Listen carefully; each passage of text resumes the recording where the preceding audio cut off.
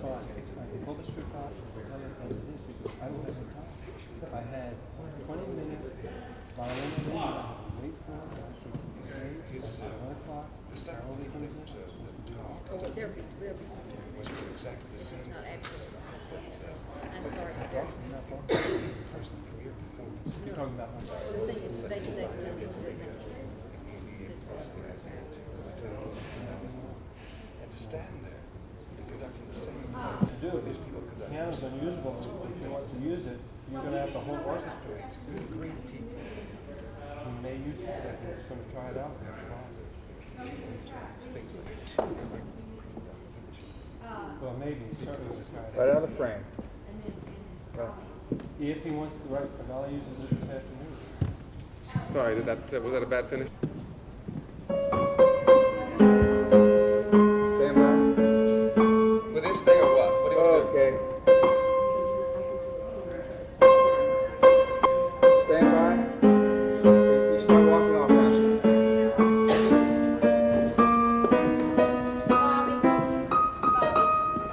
Bobbie.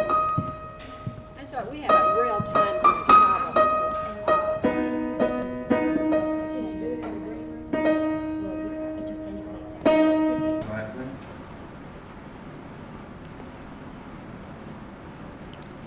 Rolling? Rolling. Okay. Well, Mr. Abraham, first of all, welcome to Fort Worth. Thank you. We are so honored to have you be the host for this awards ceremony. And I wonder, with your recent experience with Amadeus and the fact that you had to learn to play the piano for the role of Salieri, what sort of feeling do you have for these contestants? I don't believe the awards or the competition for us as performers are any different from any of the things that we people put ourselves through when we really want something and work so hard for it. We all understand what that feels like, to want something so much. And so I think we all have empathy for people who go through what these wonderful young pianists go through. I think everybody responds to it. And that's why there's such a thrill when someone we know or care about or love, or even someone who is from the same state, wins something, because it's like winning for everyone in Texas. That's how I feel about the award I won.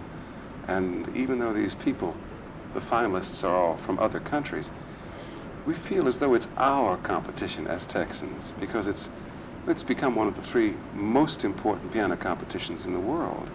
And I think Mr. Van Cliburn is largely responsible for it. I don't know if you remember what it was like when he won his first competition. I was in high school in El Paso, and it was just a big, big thrill. And when people tell me that they felt something of the same feeling when I won, that makes me feel real proud. You say that you're honored that I'm here. I'm honored to have been invited. Going back to your role of Salieri, now that you have the Oscar for that and world fame and recognition, how has your life changed? Well, the fact is my mother has it. I gave it to my mama and my daddy. But it's changed in as much as the offers are better, you know, for my work. The material isn't a lot better, but the money is wonderful. But it's invitations all over the world, which is fine. My family is seeing the entire world because of it. But it's also the old friends who have popped up out of nowhere, people I've lost track of from high school, and the Texas friends who have written from all over the world. I like that. I like reacquainting myself with my high school family. But do you find now that other roles pale by comparison? Yes. Yeah, that's a big problem. We knew that originally when the part was given to each of us, Tom, Hulse, and myself, that it was going to be hard to follow this, and it has been. I do the classics. I'm a classical actor, and you can always find refuge there. But the new material is difficult to find, to top this new material, which was so brilliant. About piano playing, by the way, I should mention that Tom and I both had to hit all of the keys. The recordings you heard were not ours, but we actually played those pieces. He was playing all of the Mozart that you heard. All the notes were struck properly. I think that's very impressive, especially on Tom's part, frankly. Yes, because of the sync. It has to be exactly right. And if you look at some of these other movies that have dealt with piano playing and so on, it's very rare that that kind of attention is paid. And in our film, it certainly was. Milos wouldn't have accepted anything less. Do you have a current film project? I'm seeing people all over the world, as I said. They're coming from Europe mostly. Lena Wertmuller is coming to see me in about 3 weeks in Brooklyn, New York. And I'm sailing shortly thereafter to meet some German producers for a wonderful film called The Name of the Rose, which was a fabulous bestseller about 2 years ago. But there are some wonderful projects.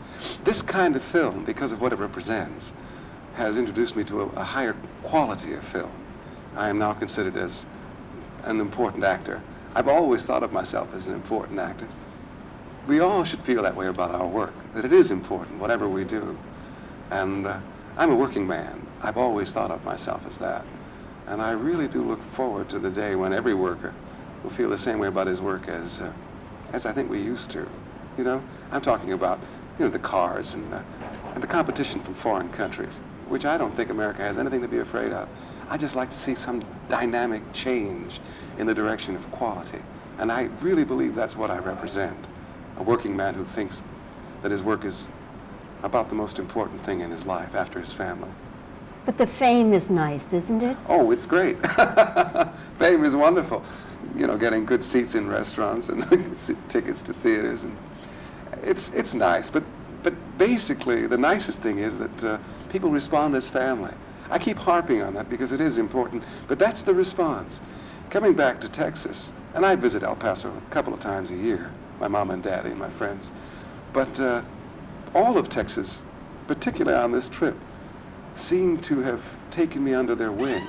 And this is something I didn't know was going to happen. And it's a real nice surprise. And certainly deserved and long overdue. Mr. Abraham, I could keep you here all afternoon, but we both have other things to do. Thank you for your time, sir. Thank you so much, ma'am. Lovely. Did you get that last bit? Right.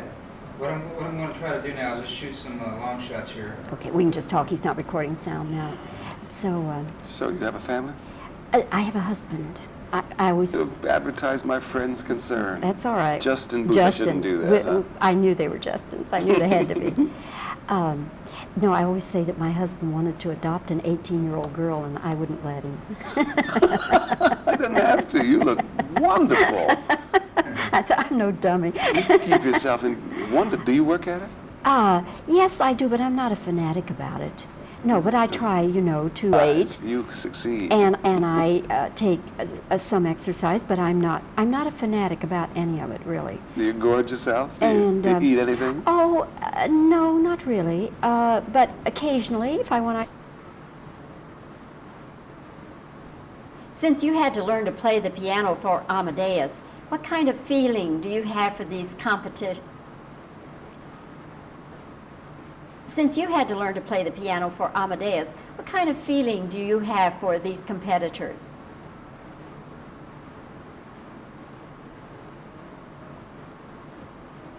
How has your life changed since you won the Oscar?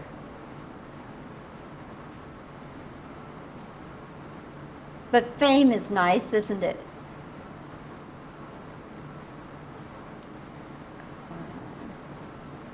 Do you find now that other roles pale by comparison to Salieri?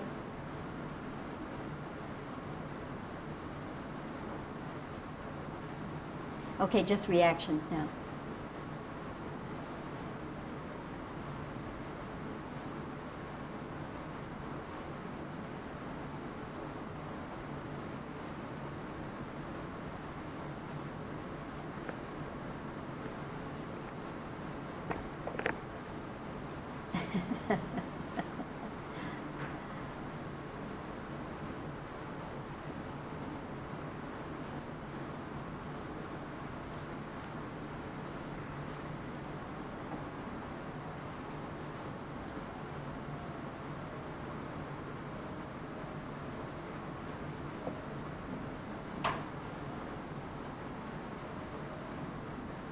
That should do it.